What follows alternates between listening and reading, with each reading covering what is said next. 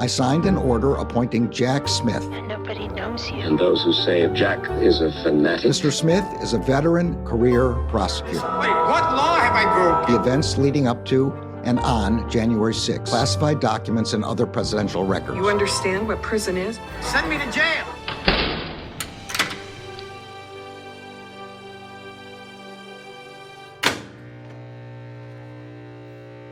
Hey, everybody. Welcome to episode 19 of Jack, the podcast for all things special counsel. It is Sunday, April 9th, 2023. And despite the historic news of the arraignment of the former president and the autocracy afoot in Tennessee, we do have some stunning news out this week, the special counsel investigations. I'm your host, Allison Gill. And I'm Andy McCabe. And Allison, you are so right. There were major advancements in the Jack Smith probes, including the appellate court denying Trump's request for an emergency stay to block the testimony of Meadows et al. So by Meadows et al., of course, I'm talking about Meadows, Cuccinelli, Scavino, Stephen Miller, Nick Luna, John McEntee, Robert O'Brien, and John Ratcliffe. So that's 8 distinguished former govies. And, I was thinking we really need a name for this group. So go with me here. I'm going to suggest that we run a contest, the first ever Jack contest. And what I would propose is that if our listeners want to send in, creative, funny, not completely ribald names for this distinguished 8, we'll pick them next week and we'll announce the winner. And whoever wins, I will agree to record the outgoing message on their voicemail. Oh, very cool. That's very wait, don't tell me of you. I absolutely love it. I might have just discouraged a lot of people from phoning in because they figured who the hell would want that. But so there we go. Contest for the name of the 8. And you can just send those in to the address that you normally use for questions, which is, remind us again? That's hello@MullerSheWrote.com.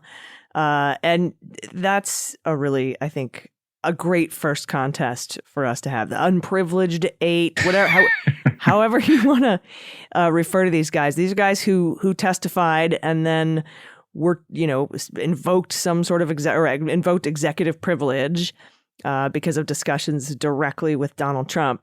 And we'll talk about that a little bit later. But not only that, we have other major news. We just got an appellate court decision in the D.C. Circuit Court of Appeals on that final, what I call like a legal hanging chad. And that was Judge Nichols' ruling dismissing the charges against a couple of January 6th rioters. They were charged with Title 18 U.S. Code 1512 C2.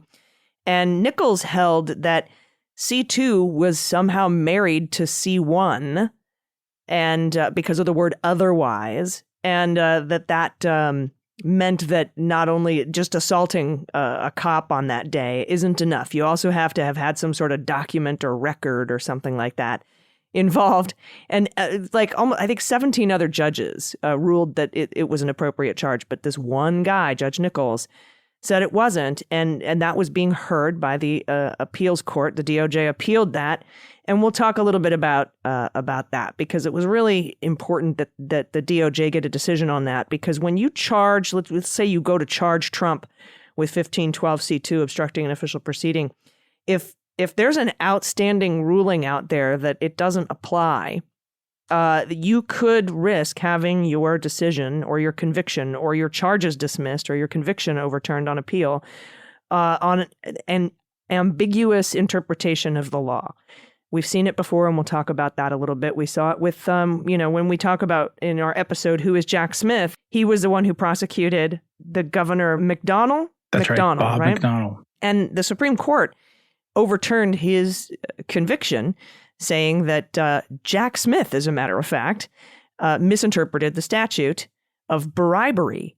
And that is what now makes bribery so hard to charge. Yeah, almost impossible. Because you have to basically say, hey, here is a sack of money. Please tank this legislation, in order for it to be considered bribery. And funnily enough, Justice Thomas was accepting bribes when he made that ruling. It's all kismet, right? It comes all back around We're back around to the circle of life with corruption anyway. But yeah, you're absolutely right. And this thing, we'll get into the details of it in a bit, but it does show how DOJ carries another burden in all these cases. And that is to make sure that they're not bringing a case that might create bad law that would not only negatively impact that case, that prosecution, but many prosecutions to come. And so it's really important that they fought this thing, and they did. And they look like they've cleaned it up a bit, which is nice. Yeah, we got it up through the appellate court. There was one dissenting opinion in the Trump appointee row, I believe. But we'll talk a little bit about that. And we got major news in the classified documents case, including Secret Service testimony, which is rare, and reports that the special counsel, Jack Smith, has amassed more evidence of obstruction at Mar-a-Lago. But first, Andy, we made a prediction last week. We did. Let's listen to a couple of clips from last week's episode of Jack as a reminder. Pence has been asked about whether or not he's going to appeal, and he said, we're looking at that, we're weighing that, and we haven't heard a decision as of this recording as to whether or not Pence is going to appeal this to the D.C. Circuit Court of Appeals. But in my opinion, I don't think he will. I think he's going to take, because he spun it as a partial win, I think he's going to take this win, because if he appeals, he risks a total loss. Right. And that would be bad. I think he's going to take this little W that he's found here. And by the way, this has changed the way that vice presidents, they have a privilege now when they're sitting as president of the Senate under speech or debate clause. But I think they'll take that. I think he'll take this win, and he won't appeal it. And finally, I will say that in talking to a couple of very well-connected folks in town last night, Pence was interviewed on CNN last night by Wolf Blitzer, which was a pre-planned kind of scheduled event before the news broke about the indictment. And a few of the folks that I was talking to seemed very confident that Pence was going to say during that interview that he was not going to appeal the verdict. We got a little inside scoop. Yeah, I mean, from Andrew McCabe in the Beltway. Who knows? This is speculative, and so who knows? Well, now we know from ABC News, former Vice President Mike Pence will not appeal a district court ruling and will comply with the grand jury subpoena requesting documents and testimony related to attempts to overturn the 2020 election. Quote, Vice President Pence will not appeal the judge's ruling and will comply with the subpoena as required by law. And that's what we were sort of that's exactly what we were speculating he would do. He would take his little win, his partial win, and say, see, Trump supporters, I fought and I won a little. But now I have to, the law requires me to go in and testify and, take out my opponent. Yeah, this was essentially, this is the equivalent of like winning the coin toss and then claiming you won the entire Super Bowl. Like, right. he eked out a non-defined but now judicially recognized speech and debate privilege application to the Vice President of the United States when he's performing his duties as President of the Senate. So it's pretty narrow, but nevertheless. And in the loss column, he still has to go in, get sworn in, sit in front of the grand jury, and answer questions about all of his interactions with Trump in the lead up to January 6th, in the lead up to his execution of his President of the Senate responsibilities, which really is probably 99% of what Jack Smith wanted to ask him about anyway. Yeah, and that's why I figured Jack Smith wouldn't appeal either. So far, he hasn't. I don't think he will. He got everything he wanted, basically, out of this whole thing. Judge Boasberg also ruled that Pence would have to provide answers to the special counsel on any questions that implicate any illegal acts on Trump's part. And this isn't totally unprecedented. Andy, there was a ruling like this that granted speech or debate clause privilege to Vice President Dick Cheney back in the day when he was supposed to testify. I forget what he was testifying about, a hunting accident where he shot somebody in the face. No, probably not. Probably more like a Scooter Libby thing or something. I honestly don't. I don't remember. But that finding kind of matches this finding. And now Pence is going to have to go in. And that's good for Pence because he gets to act like he fought and the law and won Yep. a little bit. Yep. Gives him a little cover. So, I resisted. I was down with the MAGAs. I was resisting Jack Smith and the awful weaponized DOJ. But I'm law and order guy. He also gets to go in and take out his opponent with testimony that will be extremely damning. Revenge is a dish best served cold or something. Yeah. I guess this one's pretty cold by now. But yeah, he gets to play, Mike Pence.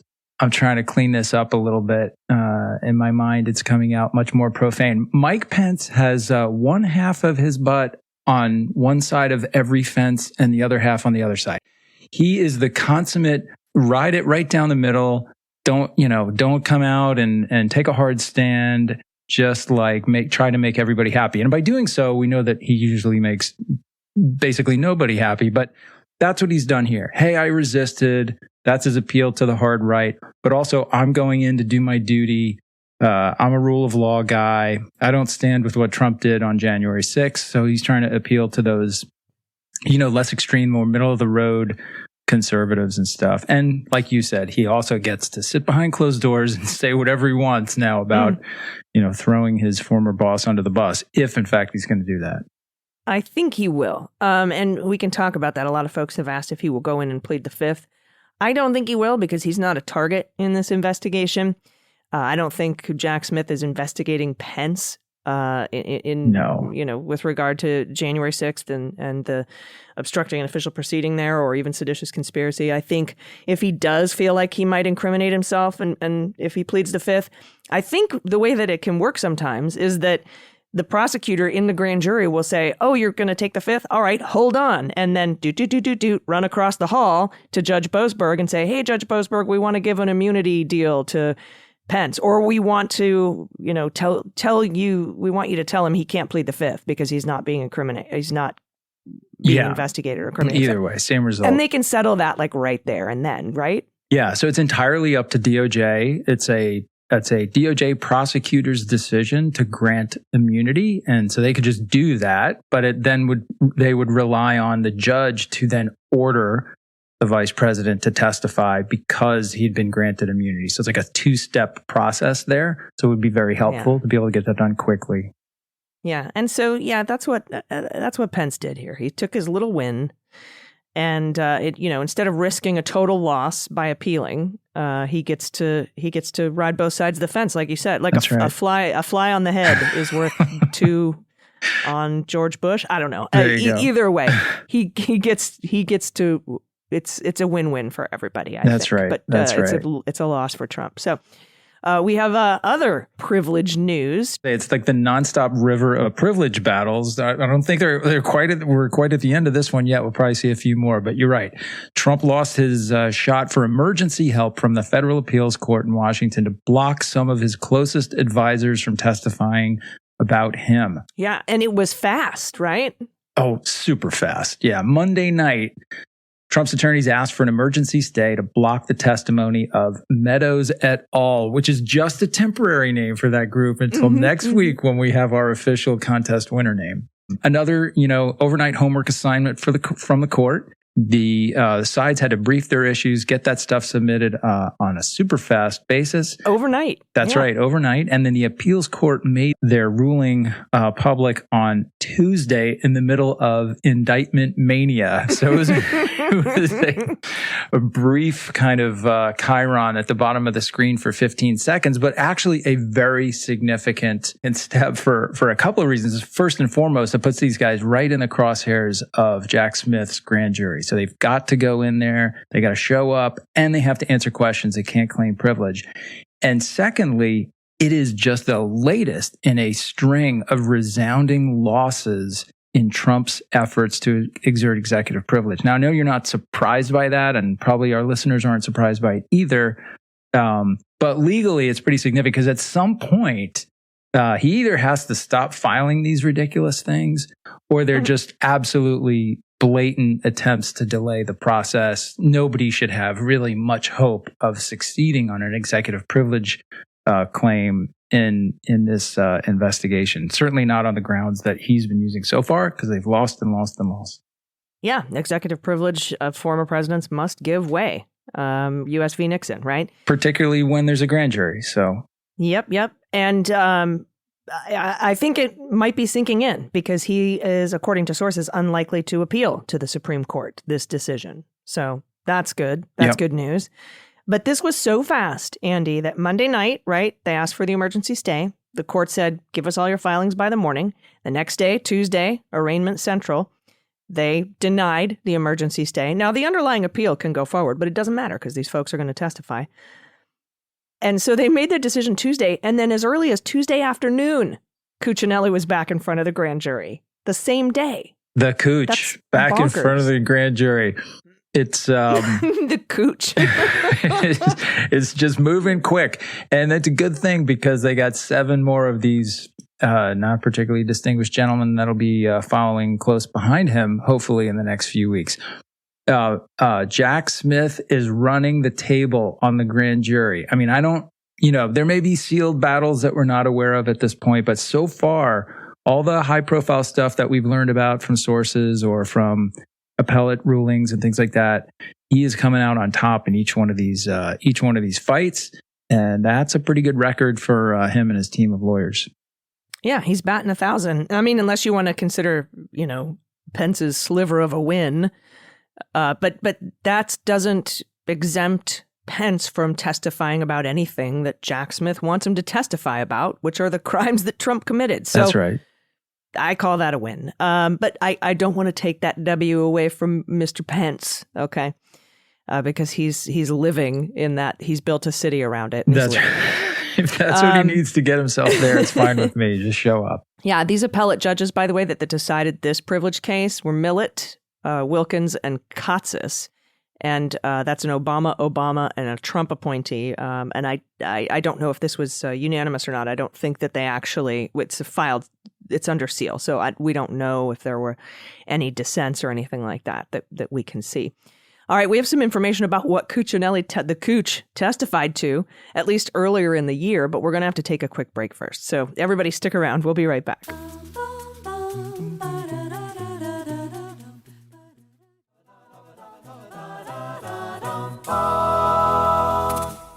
Welcome back. All right, this week, Zachary Cohen at CNN reported, and I quote, former top national security officials have told prosecutors and testified to a federal grand jury that they repeatedly told former President Donald Trump and his allies that the government did not have the authority to seize voting machines after the 2020 election. That's big, and I think because it goes toward intent, right? Like just how we had to, we're trying to prove that Trump knew he lost. This kind of adds to that pile, right? Yeah, nobody's trying to build a case against Trump for attempting to seize voting machines. That's not really a thing, but it's one more piece that goes to this picture that the special counsel team is trying to paint that everything he was hearing from his cabinet secretaries to his senior staffers to his lawyers to even like personal advisors was in the same vein. It was, there's nothing to this. You don't have the legal authority to seize voting machines. This election was not a fraud. It was not stolen. There's no significant fraud. Bill Barr famously saying there wasn't enough fraud to attack the election. And so all of that undermines what will likely be Trump's defense in the event he is indicted, which is, I truly believe the election was stolen and I was doing what I thought was necessary to, restore the rightful result. BS. You had to have known it wasn't stolen because of all this input you were getting from all these people. Yeah, 100%. And, the thing that I think is really important here is that, we saw it in the Mueller report, right? With the obstruction stuff. They weren't going after Trump specifically for dangling a pardon to Cohen, for example, right? Right. That was just that was like a log on the pile, the giant pile of intent and proving a pattern. I believe the words totality of evidence were thrown around quite a bit. Absolutely, yeah.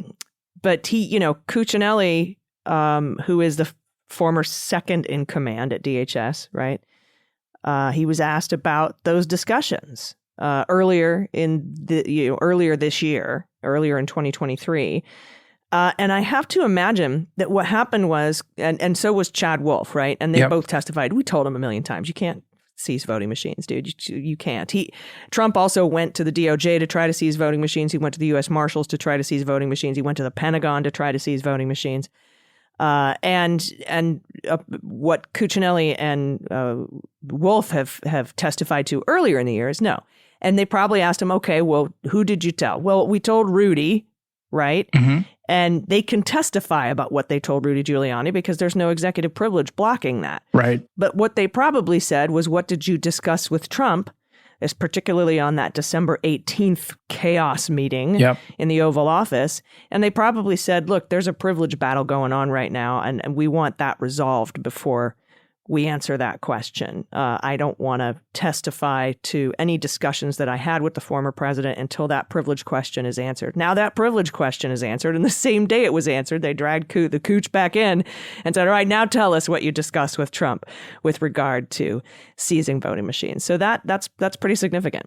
It really is. And you have to imagine a guy like Cuccinelli, I mean, he's kind of a figure in Virginia politics. He ran for governor unsuccessfully, I think against McAuliffe. He's a guy who is probably going to try to remain in Republican politics in this area. He kind of like we talked about Pence, right? He claimed privilege, refused to answer the questions. The privilege battle goes to the chief judge and then now to the appellate court. Now he's off the privilege hook, right? So he's going to come in and relate whatever those conversations were with Trump, and hopefully we'll get some more detail about, eventually, we'll get more detail about that crazy meeting on December 18th, where after being told, presumably by Cuccinelli and others, that he did not have the authority, the legal authority to seize voting machines, the Wonder Twins, Sidney Powell and Mike Flynn are in the room. Shape of a coup, form of a treason. It's so crazy. Yeah, they had written up some executive orders. Yeah, right. They drafted them. They brought them in. Handily drafted some executive orders seizing the voting machines and handed those over to Trump. Which I don't think there's any information that those were ever signed, but we'll see as the story develops. Yeah, we'll see. And I think it's fascinating, by the way, this little buried lead here in this story from CNN. At the very end, they're like, oh, by the way, Rudy Giuliani's lawyer, Robert Costello, says Rudy has not received a subpoena, not a peep.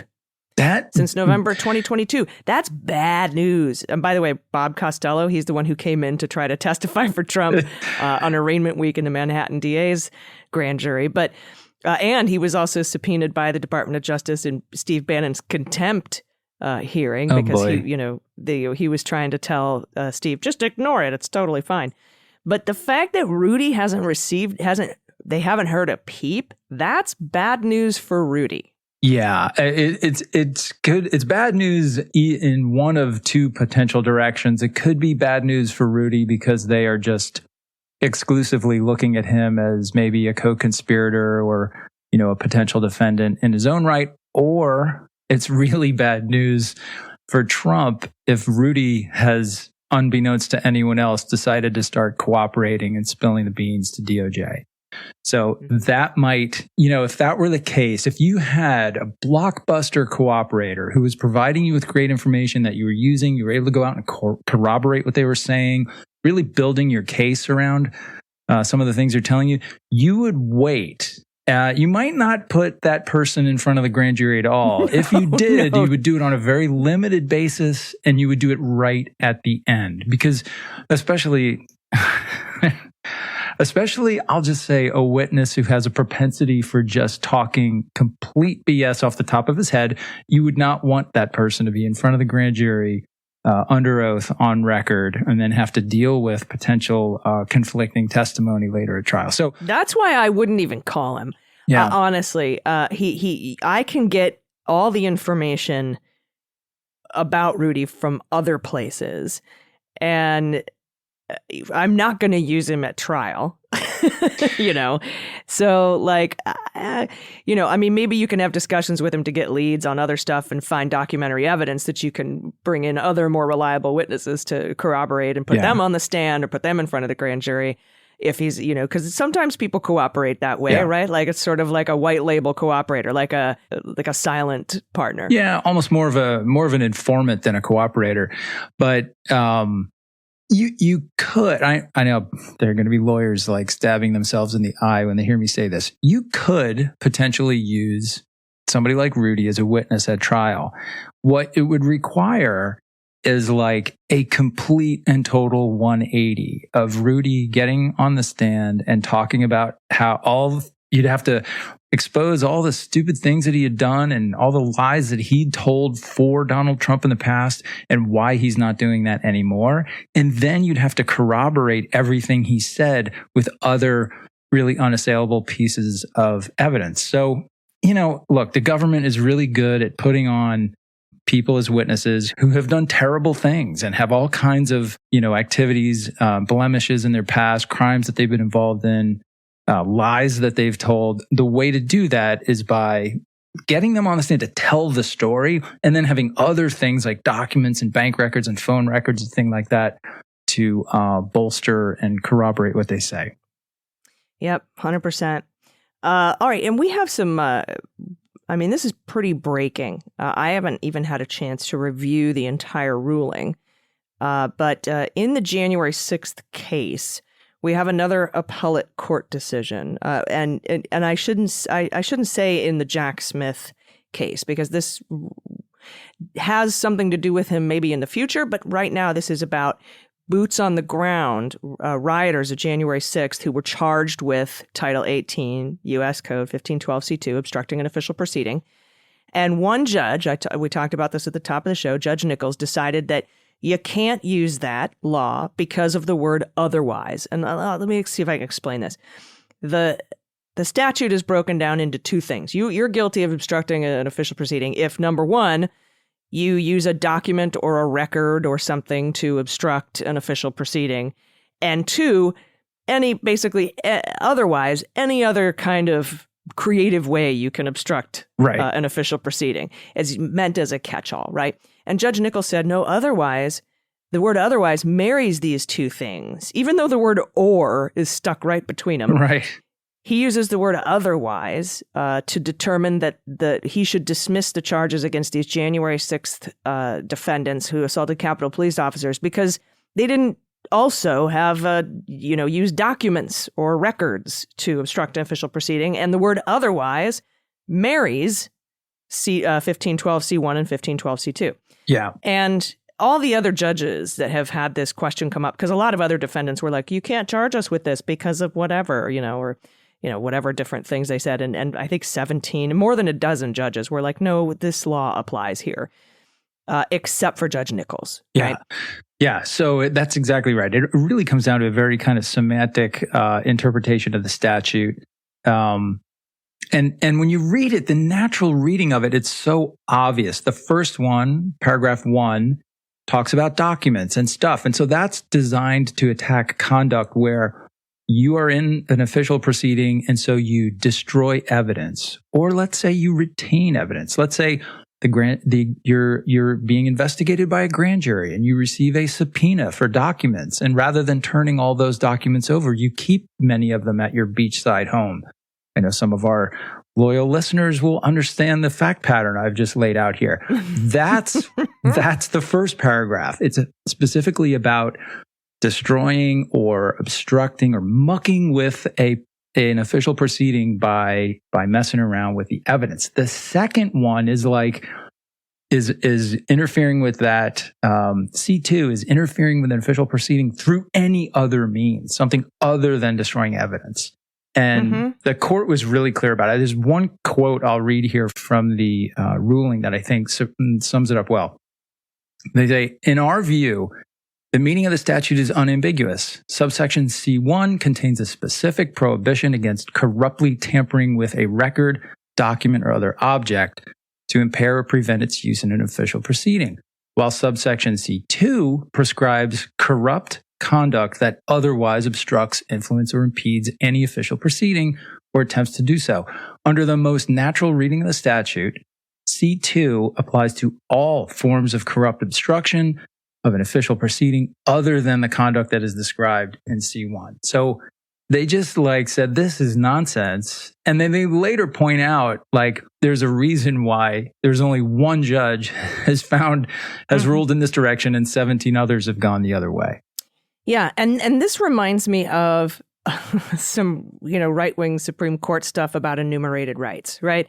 Initially, some of the framers of the Constitution did not want to enumerate any rights because they didn't want people to fall victim to the classic blunder, never go in against a Sicilian. No, they didn't want people to think that because they spelled out these 10 rights, that there weren't other rights that were covered by the Constitution. And they tried to make very clear, look, here's 10, there's others, but these are the enumerated rights we want to specifically talk about. And that's why you hear a lot of right-wing originalists say, well, the guns are protected, but abortion's not mentioned, so that's not protected. Privacy is not mentioned. And everybody in the Federalist Papers no, it's inferred, dude. It's inferred. Just because we didn't name it doesn't mean it doesn't exist. And that's sort of what's going on here. And I'm glad you picked that quote because that was my quote too. That and thus the broad interpretation of the statute encompassing all forms of obstructive acts is unambiguous and natural and is confirmed by the ordinary, contemporary, et cetera, et cetera. And so that's hugely important, particularly so they don't have to go vacate convictions that they've gotten on 1512C2 for boots on the grounds guys or any other previous convictions that stem from that don't have to do with January 6th. And they don't have to dismiss any current charges pending or trials that are underway, like the Proud Boys, for example. This is, what I mentioned earlier. This is so important. This is a burden that DOJ bears in a way that, the defendant and the defense team, they don't really think about this. In addition to trying to prove their case and convict someone and do justice, DOJ's always got one eye on the law. They won't charge something if they think the charge might provoke an appeal that could eviscerate the statute. Good example is RICO, right? RICO is so valuable to the Department of Justice.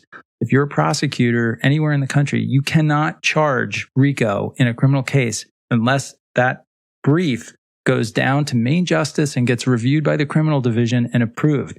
They don't want weak cases going forward charging RICO because you could end up with bad law that ultimately weakens the statute. And that's what they were doing here. They're protecting C2 as a way to attack this sort of obstructive behavior that didn't actually involve destroying a document or falsifying a record or something like that.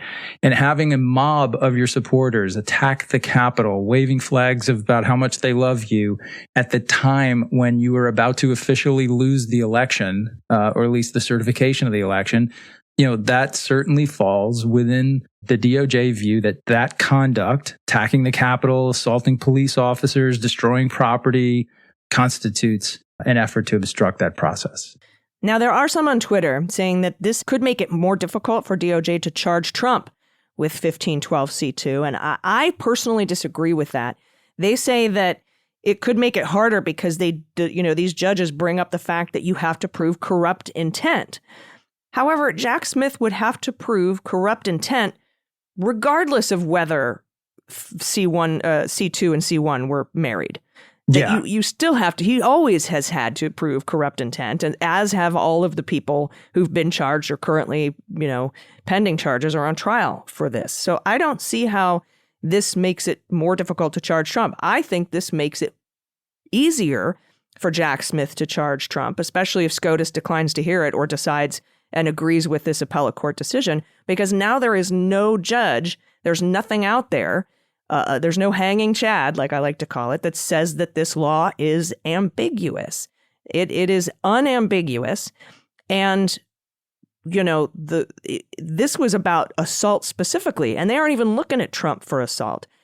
So in my opinion, the way that I interpret this ruling is that Jack Smith is going to have to prove corrupt intent regardless of the disputes that the January 6th rioters, boots on the ground rioters, were having and that Judge Nichols had ruled on. That's absolutely right. It's actually easier to prove corrupt intent if you charge Trump. It's easier to prove Trump's corrupt intent than it is to prove Joe Random Rioter, who could say, I didn't know that the certification was going on. I was just, everybody went to the Capitol, so I went with them. You know, a lot of people have claimed that as some sort of a defense. So corrupt intent is kind of, they describe it in the opinion as being the guardrail on an overuse of C2, right? Because if you want to charge under C2, you have to prove corrupt intent. But so the court goes on to define basically what corrupt intent means in the context of C2. And one of the references they point to is some language from Justice Scalia in his partial concurrence in United States v. Aguilar, which examined the phrase corruptly endeavors to influence, obstruct, or impede the due administration of justice. Okay, so Scalia quoted with approval a jury instruction specifying that, and I quote, an act is done corruptly if it's done voluntarily and intentionally to bring about either an unlawful result or a lawful result by some unlawful method with a hope or expectation of either financial gain or other benefit to oneself or benefit to another person. Now, you'll remember that voluntarily and intentionally, that's the standard of intent that Jack Smith has to prove for all these charges anyway. So that's kind of baked in, and it's not so hard to show, like, yeah, Trump knew they were certifying the election that day. That's why he called the mob to attack the Capitol, and it was to get a benefit for him to try to retain the presidency. So yeah, I agree with you. I don't see that as much of a long shot.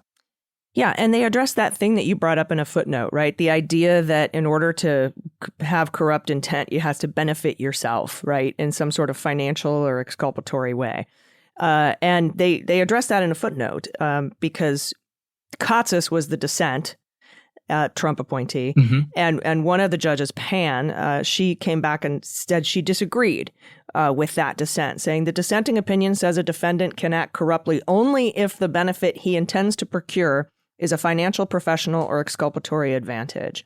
I am not so sure. And then there's a case cite. Besides, this case may involve a professional benefit. The defendant's conduct, the January 6th rioters, may have been an attempt to help Donald Trump unlawfully secure a professional advantage, the presidency. Like the clerkship that Samuel Vaughan corruptly sought hundreds of years ago, the presidency is a coveted professional position. Oh, yes, it is. And then the judge goes on to say, true, the defendants were allegedly trying to secure the presidency for Donald Trump, not for themselves or their closest associates. But the beneficiary of an unlawful benefit need not be the defendant or his friends. That doesn't apply to Trump. Trump is the person who directly benefits. So that argument would not stand, particularly if it doesn't stand for others who didn't personally get the presidency. You know what I mean? That's right. Yeah. And so, I mean, we're going really down the hole in the legality here, but there are broad impacts that this decision, in addition to cleaning up the one hanging chad, the one bad decision we had from Judge Nichols and kind of clearing the way for DOJ to continue using this against folks on Capitol riot cases. For Jack Smith, it washes a problem out of the out of the soup here, right? He's now really free to use this either in the January 6th context, or in fact the Mar-a-Lago documents. Although Mar-a-Lago documents is probably a better example for C1, but nevertheless. Yeah, because if this ruling had stood, if Nichols' ruling had gone unchallenged, a defendant, Trump, could say, hey, C1 and C2 are married, so I would have had to have done it with a document and by other means. You would have to have two ways that I obstructed this proceeding. And This separates them out and says it's one or the other and otherwise doesn't attach them. So to me, again, makes it easier. And so think about all the time we've spent talking about people who, and we heard this from the January 6th committee, so many people who were talking to Trump in the days in between the election and January 6th and telling him, advocating for delay. You know, one of Eastman's theories to Trump was like, just get Pence to bollocks up the certification because it'll slow things down. It'll give us another week. All that testimony could be, we don't have it yet, but could be relevant to a charge to obstruct an official proceeding. through conduct that would be C2 conduct, right? Conduct other than related to documents and evidence. So, yeah, I think it's super relevant to the special counsel team, and I'm sure they're probably very happy with this appellate ruling. Yeah, and we won't know because they aren't going to tell us yay or boo. But I think we will see it perhaps in some of the charging documents. All right, we have big news in the documents case. Big news. We'll discuss that after the break. Stick around.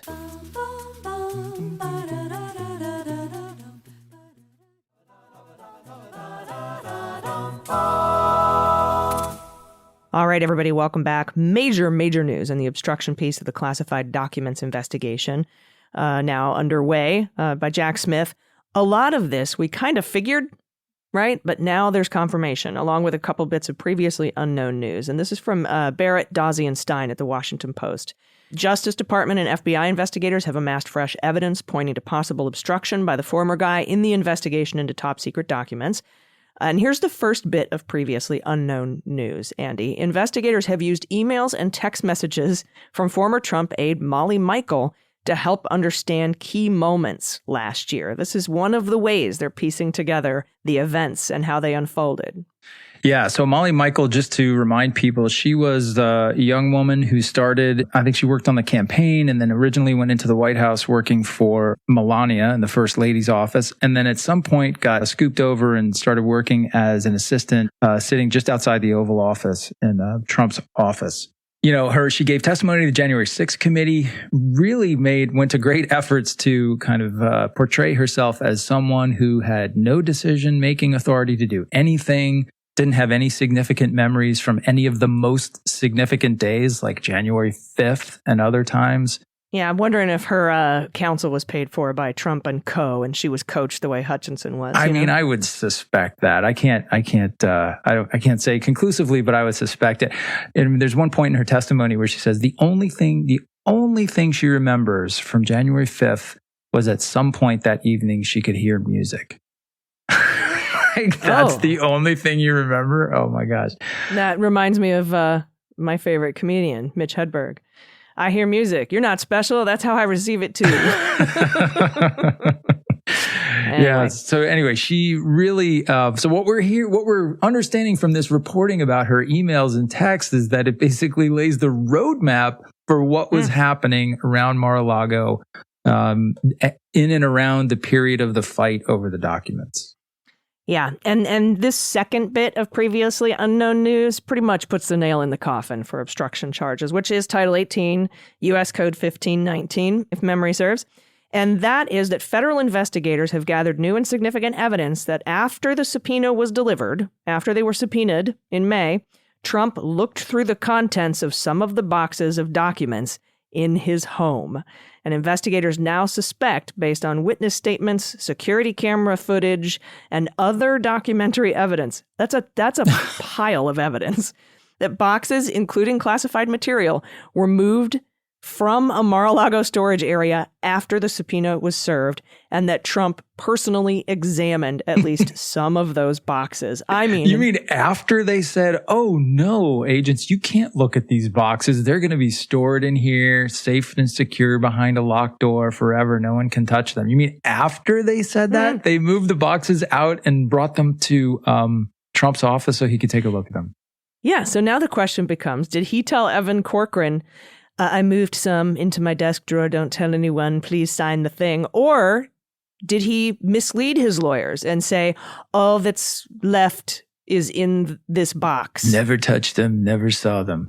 That's my guess. It's a straight up guess, but based upon what we know about that court fight over the piercing the attorney-client privilege, DOJ represented to the judge, from what we've heard from reporting, that they believe that Trump lied to his lawyer in an effort to conceal a crime. That's what they had to prove to pierce the privilege. And this makes that June 24th phone call so interesting. On June 24th, the office of the former president or whatever, was subpoenaed for surveillance footage.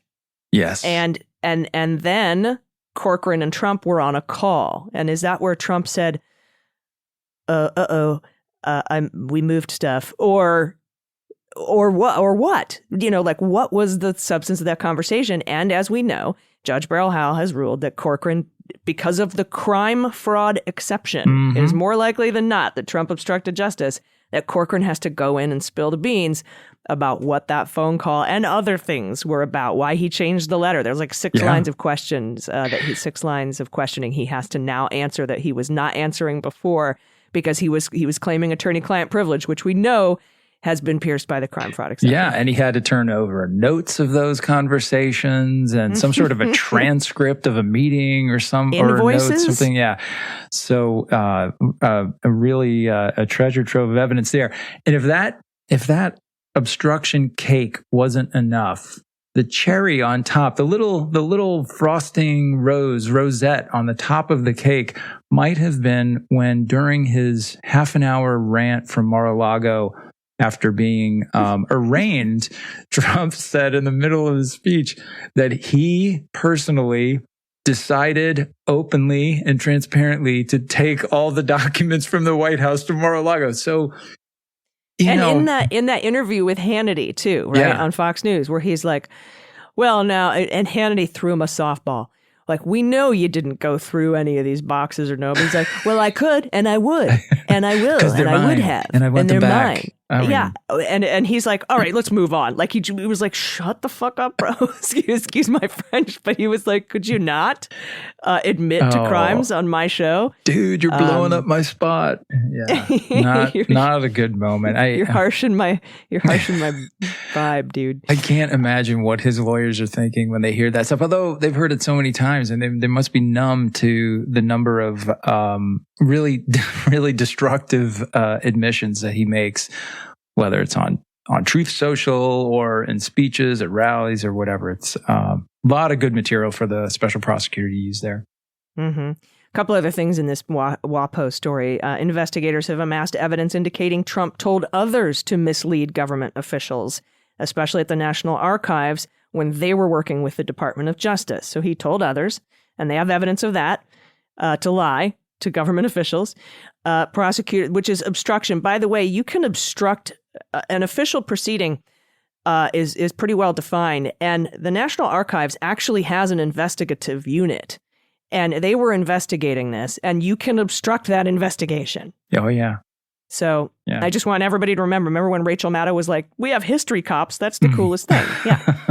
Also, investigators have evidence Trump sought advice from other lawyers and advisors on how he could keep the documents after being told by everyone on his team that he couldn't, and that multiple advisors warned Trump that trying to keep the documents could be illegal. They have evidence that he's been told, and this goes back to the January 6th investigation. He'd been told 1 million times that he lost the election.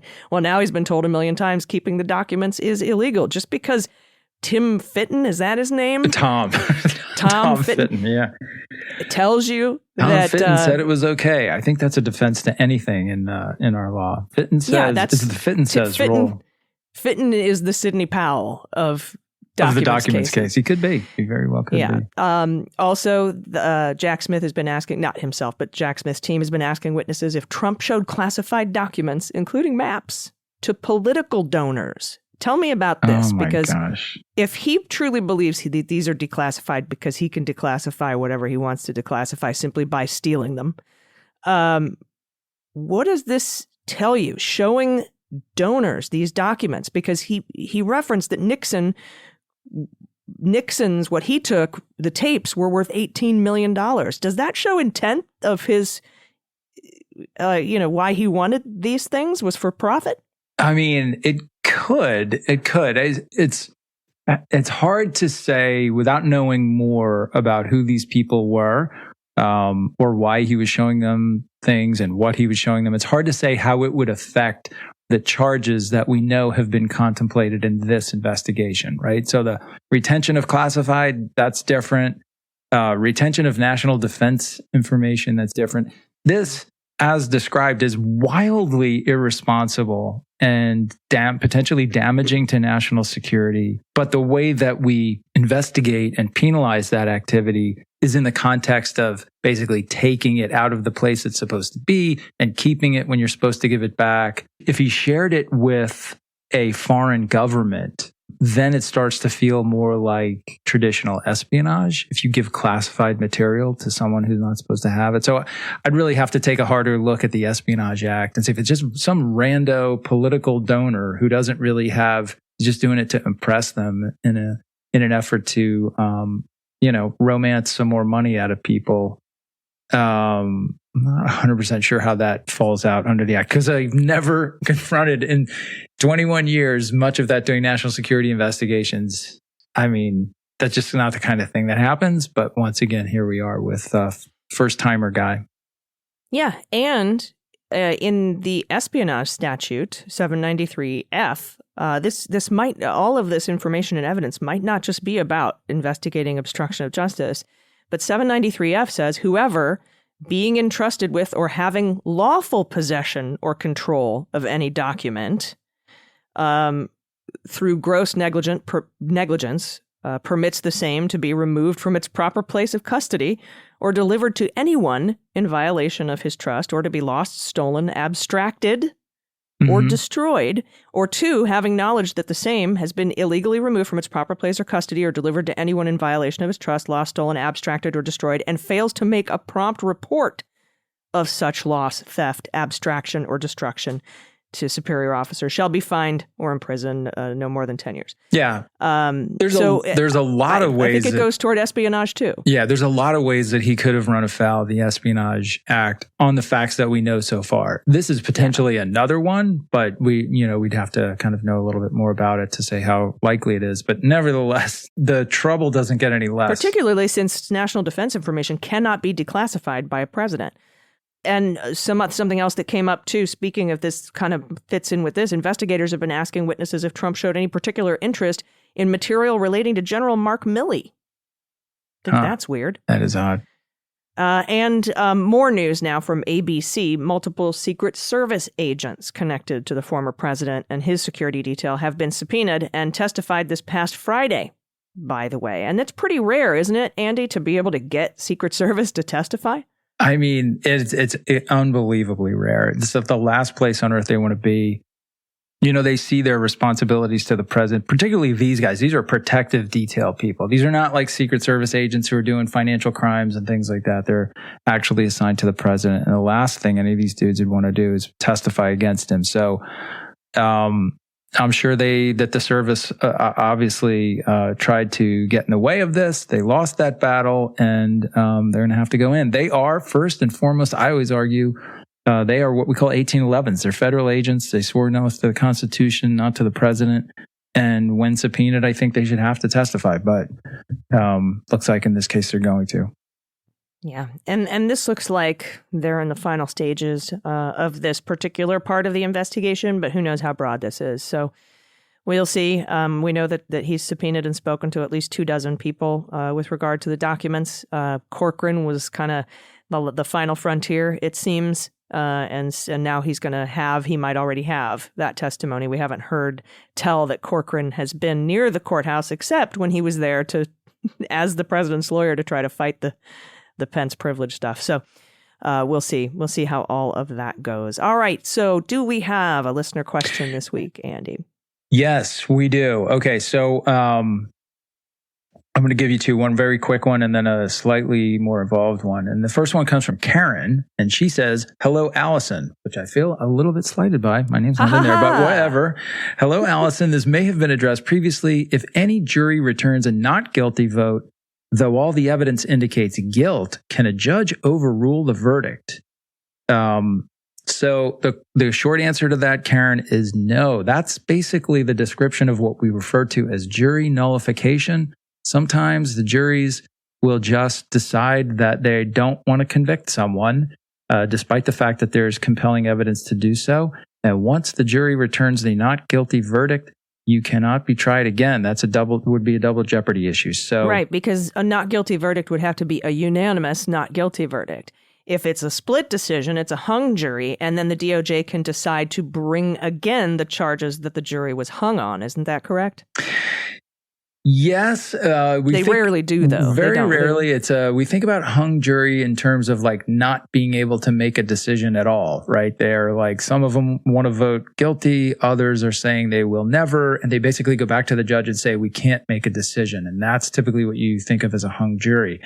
There are juries that will say we voted not guilty, and that's it. That's a not guilty vote that you think isn't really supported by the evidence is still acknowledged by the court. The opposite is not true.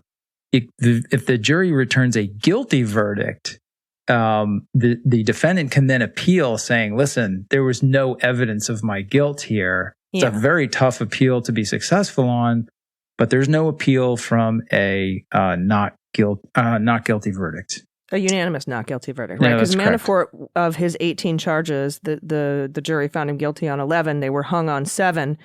And the DOJ decided not to come back and retry those 7 counts. So you can come, if it's not a unanimous, the DOJ can come and try to retry those hung counts, but I've never seen it happen. Yeah, that's like John Edwards, right? He six counts, not guilty on 1, hung on 5, and DOJ let it go. Okay, So here we go. The next question is from Maureen. Maureen says, super podcasts. I listen and frequently listen again. Thank you, Maureen. Question. If Trump is indicted and convicted of crimes related to January 6th, can he be disqualified from holding office under the 14th Amendment, Section 3.1? Okay, and for those following along, Section 3.1 says, basically, I'll give you a truncated version here. No person shall be a senator or representative in Congress or elector of president and vice president or hold any office, civil or military, under the United States, who, having previously taken an oath to support the Constitution of the United States, shall have engaged in an insurrection or rebellion against the same. And then it goes on to say that Congress can basically, by 2/3 vote, can let someone who fills all those requirements still occupy an office if they so choose. So this is the question, like if Trump, it would depend what he was convicted on. So if he was convicted on an offense that involved insurrection or rebellion, then it would be possible that he would be excluded from holding federal office. But it would require some other things as well. Like he could still probably run, but someone would have to sue to legally prohibit him from running or from holding the office that he was elected to. So there are steps involved there. He could file a suit. He could file a federal suit that could potentially go to the Supreme Court, challenging the application of this part of the Constitution to his unique fact situation. So it's, while it seems to be cut and dry, as many things do, it's not actually as cut and dry as it seems. And it would all be predicated on him being convicted for an offense that involved insurrection or rebellion. So like obstruction of an official proceeding would not get you there. Right. And like, for example, what happened with like Madison Cawthorn, right? Yes. It wasn't just automatic that because he was involved in an insurrection, or Marjorie Taylor Greene, they had to go, the North Carolina elections officials, for example, had to file suit to keep him off the ballot. That's right. He appealed, they won, and they kept him off the ballot. In this particular case, I'm assuming the Department of Justice would have to file a suit, or somebody would have to file a lawsuit, like you said, and they would have to litigate this exactly to see if it applies specifically to his. The best thing, I mean, if he gets the nomination, I'm kind of like, yay, because he's the biggest loser ever in the world, and he'd be the easiest person to beat, or at least one of the easiest people to beat. But we should be prepared to vote in numbers too big to manipulate. That is the best way to keep a person out of the White House is to vote. So, but I think it would be an interesting thing. And Jack Smith is kind of a bulldog, and but I don't know that he's going to get him for insurrection or seditious conspiracy. Again, I think it's 1512C2 obstructing an official proceeding, which would not allow you to. It doesn't. You don't have to be convicted of insurrection or charged with insurrection, according to the way that legal scholars are playing this out. But it is something that Trump could fight and say, I wasn't convicted or charged with those crimes. Yes. because Madison Cawthorn was not charged with insurrection, but he was kept out on 14-3. An ambitious lawyer could file claiming that a conviction on 12C2 counts, and it was really, he got convicted of obstruction, but it was obstruction in the course of a insurrection, and therefore, it would go to the courts to sort that out. So it's a little bit hazy. It's a possibility, but we're a long way from there. I will say one thing, though. I know a lot of people this week were disappointed with the somewhat factually thin statement of facts in the New York indictment, myself included.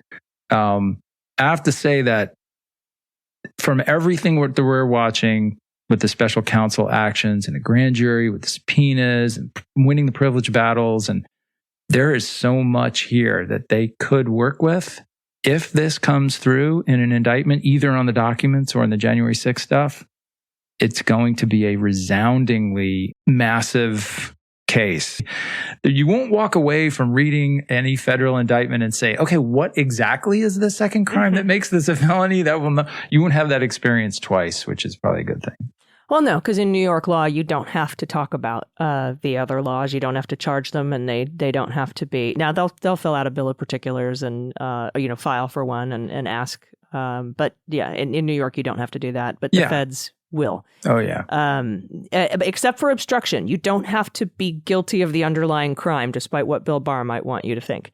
You just have to obstruct that official proceeding. 3 elements, clear elements of obstruction of justice. They're all in the Mueller report if you want to read about them. Super fun. There you go. Super page turner, the old Mueller report. Anyway, thank you so much for listening. If you have a question, you can send it to us at hello@MuellerSheWrote.com. Put Jack in the subject line. Or if you want to enter the contest to name the 8 boomerang witnesses. The Inglorious 8, I don't know. The Hateful 8, the right? Hateful 8, something. Come up with something. You guys can do it. You can send that to us at the same address, hello@MuellerSheWrote.com. All right, it's been a wonderful show. It's been an interesting week. We've got more. It's just every day for him is going to be worse than the last, and that's a little bit of justice for you. So thank you very much. I've been Allison Gill. And I'm Andy McCabe. We'll see you next week on Jack.